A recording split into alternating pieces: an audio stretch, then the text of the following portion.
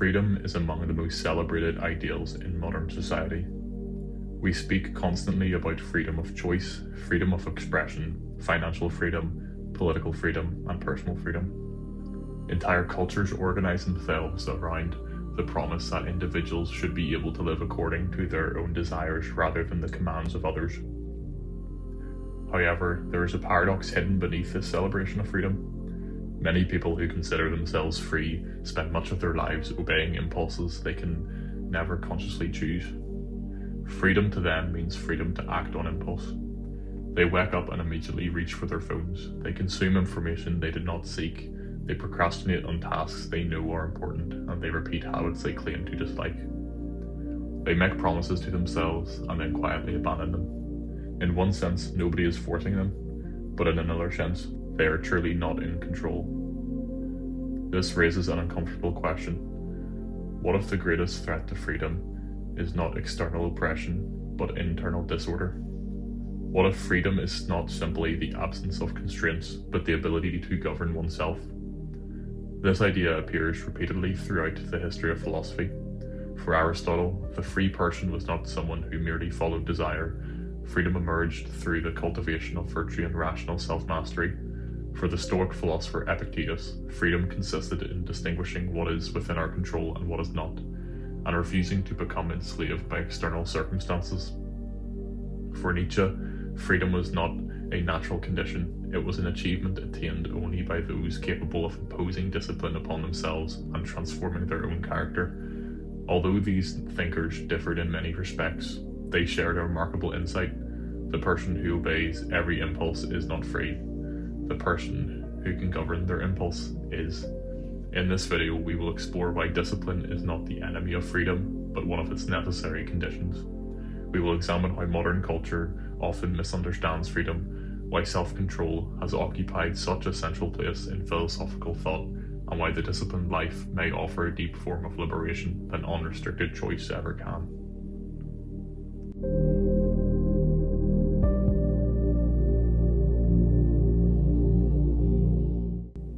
The dominant understanding of freedom today is largely negative.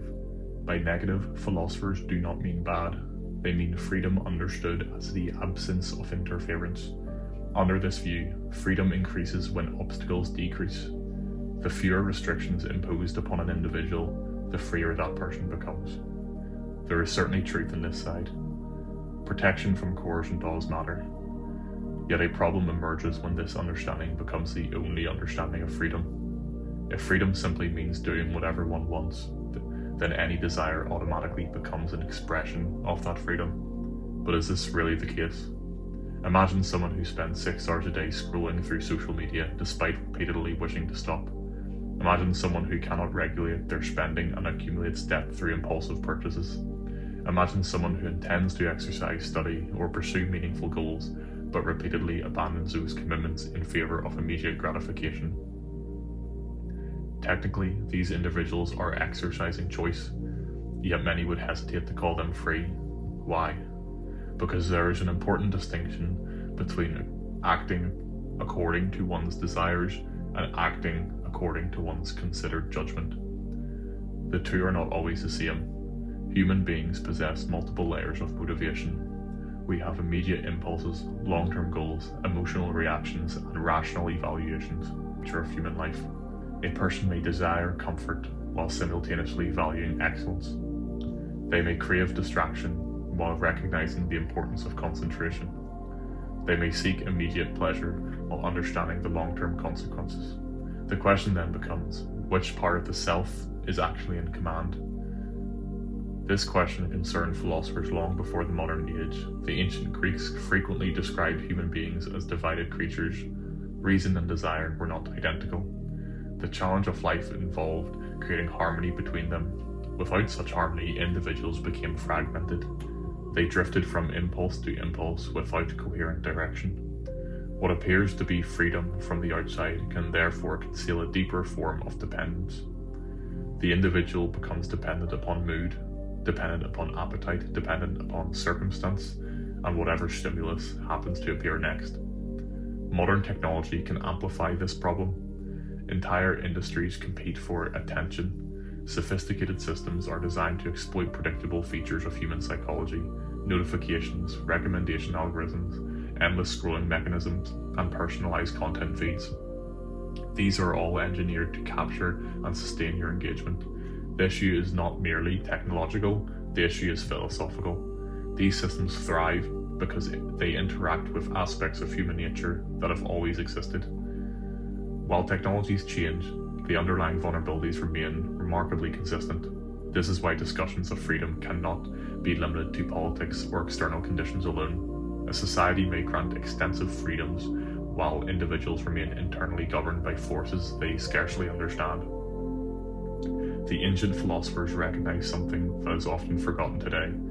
The greatest battles are not always fought against external authorities. Many are fought within the self. And if this sounds severe, consider a simple observation. Most people know that they should do far more often than they actually do it. The gap between knowledge and action is one of the defining features of human existence. We know sleep matters, we know concentration matters, we know health matters, and we know our meaningful relationships matter. Yet knowledge alone rarely guarantees behavior. Something else is required. The Greeks called this self-mastery. Today, we often call it discipline. Far from restricting freedom, discipline may be the mechanism through which freedom becomes possible in the first place.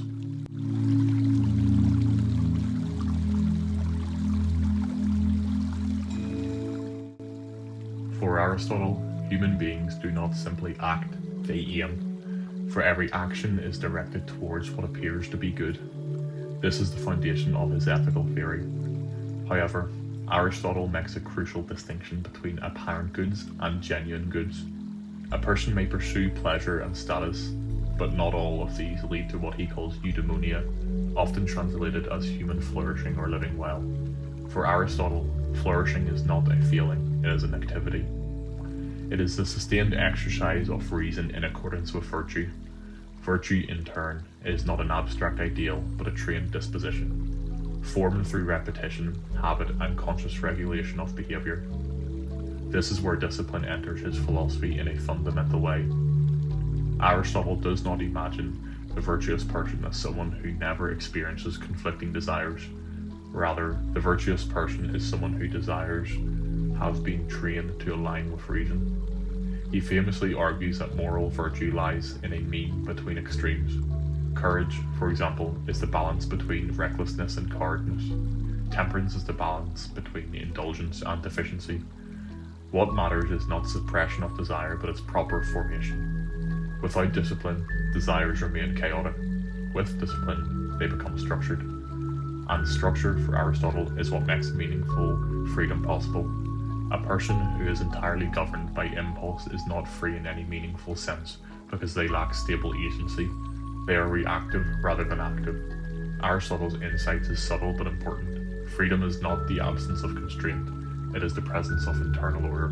A well-ordered soul does not feel less, it acts more coherently. It can pursue long-term goals and goods without being constantly undermined by short-term impulses.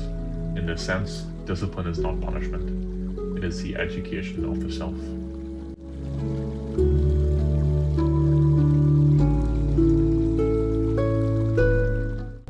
If Aristotle provides a foundation for virtue, the Stoic philosopher Epictetus radicalizes the idea of internal freedom. Epictetus begins with a strict distinction between what is within our control and what is not. Within our control are our judgments, intentions, and responses. Outside of our control are external events, other people's actions and outcomes. Most suffering, he argues, arises when confusing these categories. We attempt to control what cannot be controlled and neglect what can.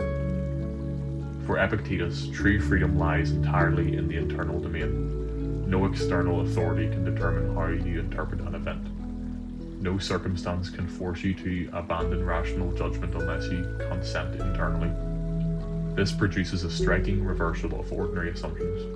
A person may be physically constrained yet mentally free. Another may be externally unrestricted yet internally enslaved. Epictetus uses the metaphor of slavery deliberately because in ancient Rome it was a lived reality.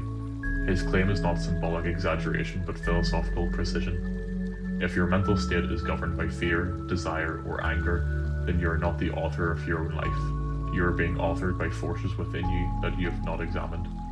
Discipline in this context is not about rigid self-denial. It is about refusing automatic assent to every impression that arises in the mind. Between stimulus and response, there is space. In that space lies freedom, but that space must be trained. Without training, it collapses into reflex.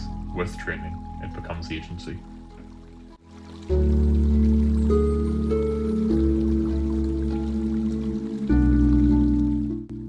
Friedrich Nietzsche offers a very different tone, but a related structure of thought. Nietzsche is often misunderstood as a thinker of pure individualism or instinctual freedom. In reality, his concept of freedom is among the most demanding in philosophy. For Nietzsche, most people do not truly possess a self. They are collections of inherited habits, social expectations, and unconscious conformity. He refers to this condition as herd mentality. To become an individual in Nietzsche's sense is not to express whatever one feels, but to shape oneself deliberately against the grain of comfort and conformity. This process he calls self-overcoming. Self-overcoming requires resistance, not resistance to external authority alone, but resistance to one's own laziness, fear, and dependence. Nietzsche praises figures who impose structure upon themselves in order to transform into something greater than their current form. In this sense, discipline is not a moral obedience. It is a creative force and character. The raw material is not stone or marble, but impulse, habit, and psychology. Without discipline, the self remains unfinished, an ongoing project. Nietzsche's challenge is therefore not comfort but creation. A life without discipline is not neutral, it is unfinished.